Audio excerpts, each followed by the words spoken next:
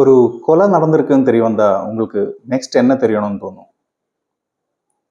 அது யாரு பண்ணாங்கங்கிறதா, இல்லை எதுக்கு பண்ணாங்கங்கிறதா?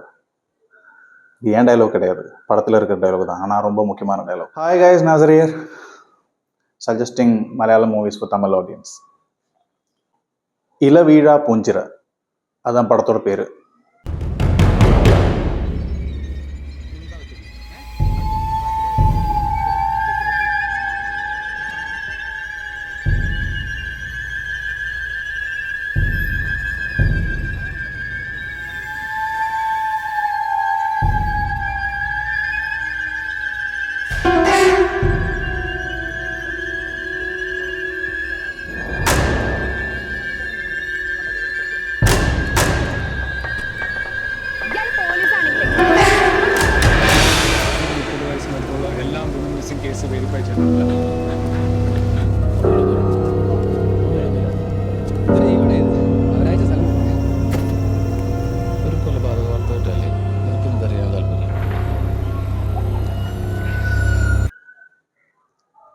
என்னடா படம் இது? படத்தோட ஃபர்ஸ்ட் ஷாட்டே ஒரு மலை மேல ஒரு கால், ஒரு பாடி பார்ட் மட்டும் இருக்கிறது ஷார்ட், ஒயிட் ஷாட் வச்சிருக்காங்க. படம் அப்படிதான் ஆரம்பிக்குது. அண்ட் படத்தோட மொத்த மூடே அப்படியே இருக்கும். It's not a violence movie. First of all let me tell you, இது ஒரு வயலன்ஸ் மூவியே கிடையாது.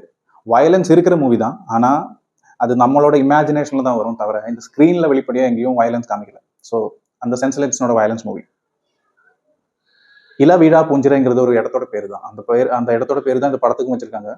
ஏன்னா one of the main characters, இந்த படத்தோட one of the main characters இந்த இடம் தான். ஒரு ஹில் டாப், ஃபாரஸ்ட்டுக்கு நடுவில் இருக்கிற ஒரு ஹில் டாப் தான் இந்த ஏரியா. அண்ட் ரொம்ப ரிஸ்கியான இடம்.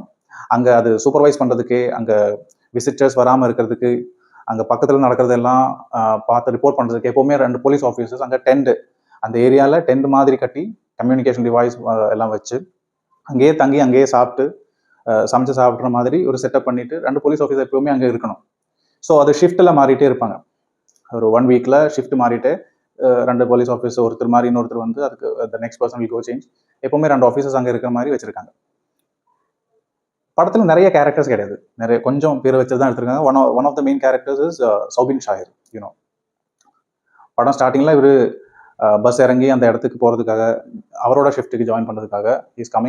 எப்பவுமே ஏதோ யோசிச்சு இருக்கிற மாதிரி ஒரு எக்ஸ்பிரஷன். அண்ட் நம்ம பார்க்கும்போது ஓகே, அவரோட கேரக்டர் அப்படிதான் இருக்கும்னு நமக்கு தோணும்.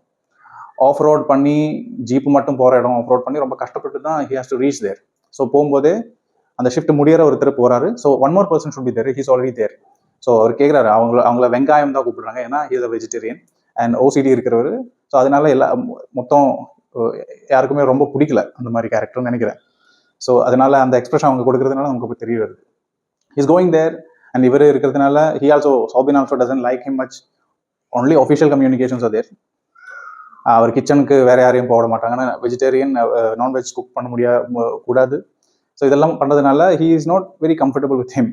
அது தெரிய வருது. ஆஃப்டர் 2 days இவரோட ஷிஃப்ட் முடியுது, அந்த நான் வெஜிடேரியன் வெங்காயத்தோட ஷிஃப்ட் முடியுது. இஸ் கோயிங் அண்ட் ரீப்ளேஸ் பண்ணுறதுக்காக one more person is coming. பாட்டெல்லாம் பாடி ஜாலியாக வராரு. So is little vibrant. அதனால இவருக்கும் கொஞ்சம் கம்ஃபர்ட் இருக்க மாதிரி அவரோட கான்வர்சேஷன்ல தெரிய வருது. அவங்க முன்னாடி ஒர்க் பண்ணியிருக்காங்க சேர்ந்து. ஸோ அதெல்லாம் நமக்கு இந்த கான்வர்சேஷன்ல தெரிய வருது. படம் ஒரு மர்டர் மிஸ்ட்ரி தான். மர்டர் மிஸ்ட்ரிங்கிறத தாண்டி படத்துல துரோகம், வஞ்சனை, பழி, இதை பற்றி தான் பேசியிருக்கு ரொம்ப. ஸோ கேரக்டர் செட் பண்ணிட்டாங்க, இடம் செட் பண்ணிட்டாங்க, இதெல்லாம் நமக்கு இன்ட்ரடியூஸ் பண்ணிட்டாங்க.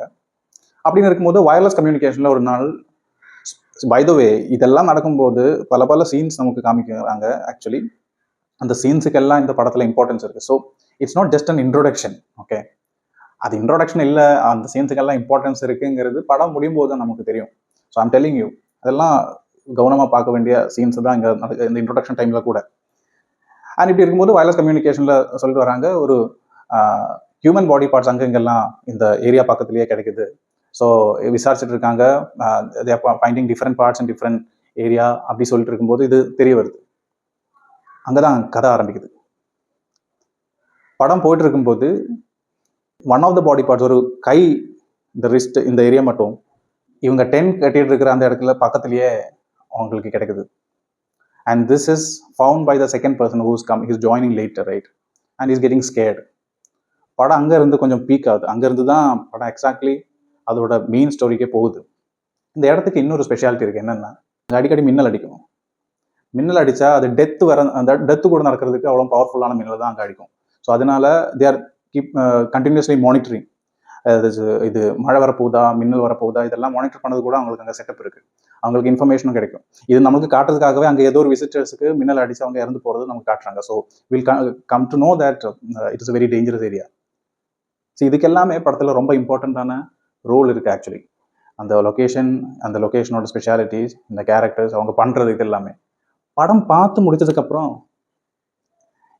இது இப்படியெல்லாம் பண்ணலாமாடா, பழி வாங்குறதுன்னா இப்படியெல்லாம் பண்ணுவோம். பட் இந்த அந்த பண்ண துரோகத்துக்கு இப்படியும் வாங்கலாம்னு நமக்கு தோணும். ஸோ மிக்ஸ்டு ஃபீலிங்ஸாக தான் இருக்கும்.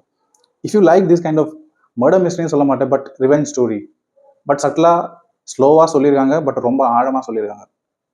If you like this kind of movie, you don't want miss this. Thank you.